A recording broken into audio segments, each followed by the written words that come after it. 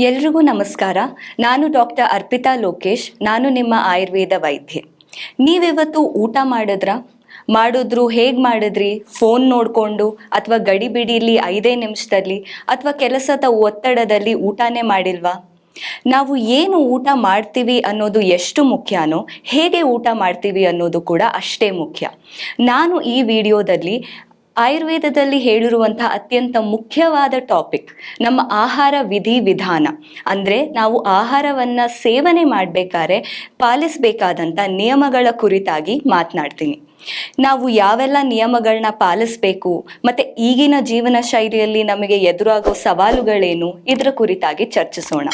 ಮೊದಲನೇದಾಗಿ ಉಷ್ಣ ಆಹಾರ, ಬಿಸಿ ಬಿಸಿಯಾದಂಥ ಆಹಾರ, ಮನೆಯಲ್ಲೇ ಮಾಡಿರುವಂಥ ಆಹಾರ, ಈ ರೀತಿ ಅಭ್ಯಾಸಗಳನ್ನು ಮಾಡೋದ್ರಿಂದ ನಮ್ಮ ಜೀರ್ಣಶಕ್ತಿ ಇಂಪ್ರೂವ್ ಆಗುತ್ತೆ, ಹೊಟ್ಟೆ ಸಮಸ್ಯೆಗಳು ಯಾವುದು ಬರೋದಿಲ್ಲ, ಹಾಗೆ ನಮ್ಮ ಆರೋಗ್ಯ ಕೂಡ ಸರಿಯಾಗಿರುತ್ತೆ.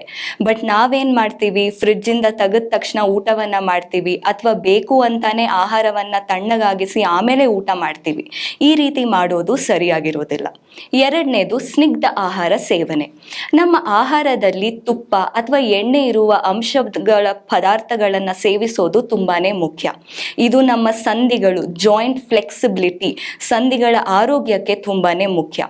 ಚರ್ಮದ ರೂಕ್ಷತ್ವ ಆಗಿರಬಹುದು, ದುರ್ಬಲತೆ ಆಗಿರಬಹುದು, ಇದನ್ನ ತಡೆಯೋಕೆ ನಮ್ಮ ಆಹಾರದಲ್ಲಿ ಎಳ್ಳೆಣ್ಣೆ, ಕೊಬ್ಬರಿ ಎಣ್ಣೆ ಅಥವಾ ತುಪ್ಪದ ಬಳಕೆಯನ್ನ ನಾವು ಅಭ್ಯಾಸ ಮಾಡ್ಕೊಳ್ಳೋದು ತುಂಬಾನೇ ಮುಖ್ಯ.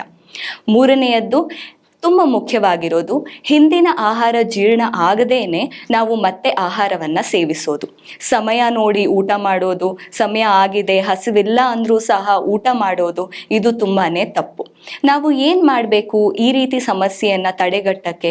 ಆದಷ್ಟು ಒಂದೇ ಸಮಯದಲ್ಲಿ ಊಟ ಮಾಡೋದನ್ನ ಅಭ್ಯಾಸ ಮಾಡ್ಕೋಬೇಕು. ಮಧ್ಯೆ ಮಧ್ಯೆ ತಿನ್ನೋದ್ರಿಂದ ಏನಾಗುತ್ತೆ, ಸರಿಯಾದ ಸಮಯಕ್ಕೆ ಹಸಿವಾಗಲ್ಲ.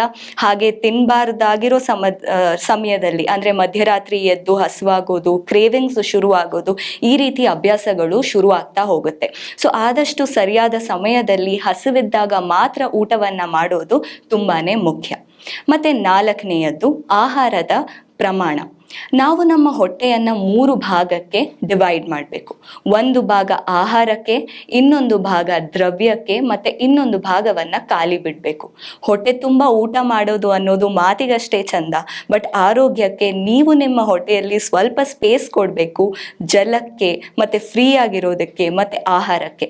ಇದರಿಂದ ನಮ್ಮ ಜೀರ್ಣ ಅನ್ನೋ ಪ್ರಾಸೆಸ್ ಏನಿದೆ ಅದು ಸರಿಯಾಗಿ ಆಗುತ್ತೆ ಮತ್ತು ನಮ್ಮ ದೇಹಕ್ಕೆ ಬೇಕಾಗಿರೋ ಎಲ್ಲ ಪೌಷ್ಟಿಕಾಂಶಗಳು ಸಿಗ್ತಾ ಹೋಗುತ್ತೆ.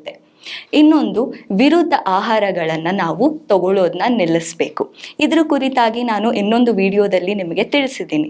ಸೊ ಆದಷ್ಟು ರಾಂಗ್ ಫುಡ್ ಕಾಂಬಿನೇಷನ್ಸ್, ಯಾವುದು ನಮ್ಮ ದೇಹಕ್ಕೆ ಸೂಟ್ ಆಗೋದಿಲ್ವೋ, ಯಾವುದು ಅನಾರೋಗ್ಯವನ್ನು ತಂದು ಕೊಡುತ್ತೋ ಆ ರೀತಿ ಆಹಾರ ಅಭ್ಯಾಸಗಳನ್ನ ತಡೆಯೋದು ತುಂಬಾನೇ ಮುಖ್ಯ.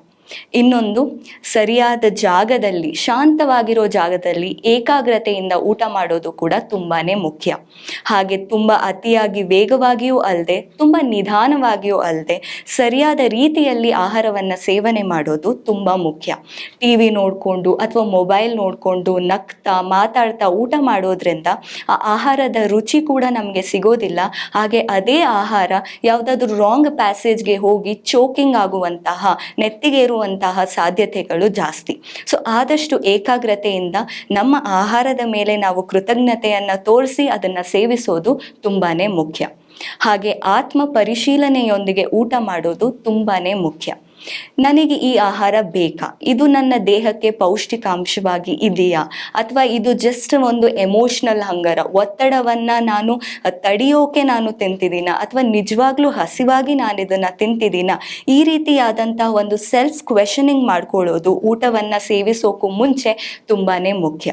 ಸೊ ಆದಷ್ಟು ಈ ರೀತಿಯಾದಂತಹ ಆಹಾರ ವಿಧಾನಗಳನ್ನು ನೀವು ಪಾಲಿಸೋಕೆ ಪ್ರಯತ್ನ ಪಡಿ. ಈಗಾಗಲೇ ನೀವು ಹಲವಾರು ಇದರಲ್ಲಿ ಪಾಲಿಸ್ತಿರ್ತೀರ, ಕೆಲವೊಂದು ಮಾಡ್ತಾ ಇಲ್ಲದೆ ಇರಬಹುದು.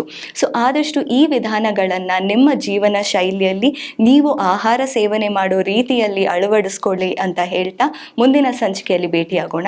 ಧನ್ಯವಾದ.